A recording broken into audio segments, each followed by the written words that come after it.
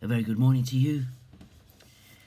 I hope I'll get through this thought for the day without coughing too much or sneezing. If I have to stop, I'll stop. I have a bit of a cold this morning and a dark brown voice. Just thinking again about the temptations of Jesus. This was right at the beginning of his ministry. He'd been baptized by John. He knew his work had begun. And he knew, because he knew the Old Testament scriptures very well, he knew that this ministry of the Messiah would include healing people, preaching. Isaiah 61 tells us that, and other passages in Isaiah when Isaiah foretells that the lame will walk and the blind will see and the deaf will hear. And also Isaiah 53 and Psalm 22, the two great passages foretelling the crucifixion. He knew that was going to happen. But there were lots of other prophecies in the Old Testament which also relate to the Messiah, about the setting up of his kingdom, about him ruling from one end of the world to the next, that all throughout the world people would recognize who the Messiah was, and he would be a king of all, and he would be David's greater son, the king to follow in the line of David. Jesus knew all these foretellings. He knew the foretellings about his second coming. And as he approached his ministry, I'm sure there were moments when he was tempted to do more in his ministry than actually God the Father wanted him to do.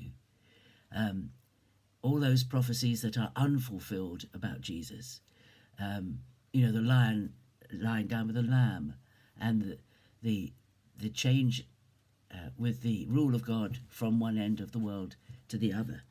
And of course we see Satan tempting Jesus to achieve that by serving Satan, serving the devil, rather than serving God, worshipping the devil.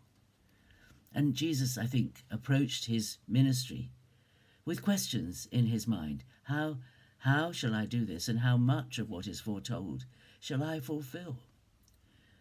How far do I go? How much of Isaiah 61 do I fulfill? And we see in Luke 4 that he quotes Isaiah 61, but he stops partway through the passage. He does not go to and include the year of the vengeance of our God, because he knew that was not part of his ministry.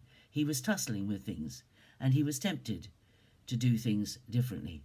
And I think this is it's good to learn from this for us. Whenever we feel the Lord has given us a task to do, called us to do something, it might be very simple things. It might be, I don't know, it might be, I don't know what it might be. But whatever the Lord might call you to do, you might have a great idea in your head, and you think about how you're going to do it, and you pray about it, and you need to submit your thinking and your reasoning and your methodology, your ideas about how to achieve it, submit them to God.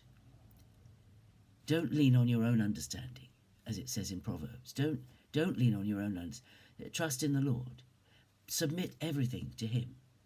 Because if we do the things he gives us to do his way, then they will have the blessing of God upon them. But if we do them, even if we do what God asks us to do, but we do it our way, we have to be close. And I was thinking about that verse in 2 Corinthians 10:5, which says, take every thought captive to obey Christ. Not all our thoughts in our head are good or spiritual or the best. And as it says in Romans 12, when Paul encourages us to bring ourselves as a living sacrifice to God, Romans 12:1, it says at the end, that you may prove what is the will of God, what is the good, acceptable, and perfect will of God. And there are some people who feel that those three adjectives are used, or three descriptive words are used. That as we submit ourselves to God, we will discover what is good, what is acceptable, and what is perfect. Some people think it describes the one thing in its entirety, and some people think it's a progressive thought, that the more we submit to God and the more we grow in our submission to him and in our walk with him, then the things we do transform from being good to being acceptable to being perfect. You know, it doesn't mean we shouldn't do things, but it means that we shouldn't rush into things, that we should submit all our thinking, all our planning, all our how shall we do this, who shall we involve, where shall we do it, what time of day shall we do it, how much, shall we have a tea party or shall we have a meal, sit down meal, all the thinking of it, shall we give in, whatever it is.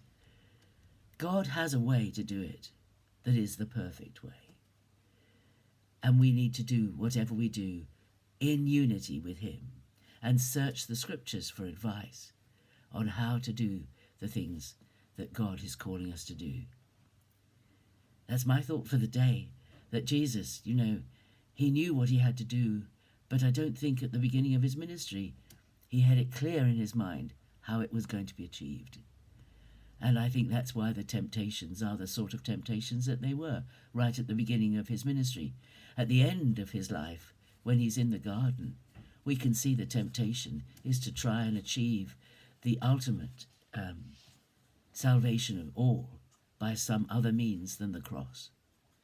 And even then he was tempted, and I do believe that he experienced temptation on and off throughout his life, because Satan wanted to divert him from his purposes so that the purposes of God could not be achieved. But Satan is the loser. That's the wonderful thing about our faith, is that Satan is the loser. We're on the winning side. The final goal has been scored. The victory is ours. We have to live in that victory. So have a great day today. God bless you. And I'll see you tomorrow. Bye-bye.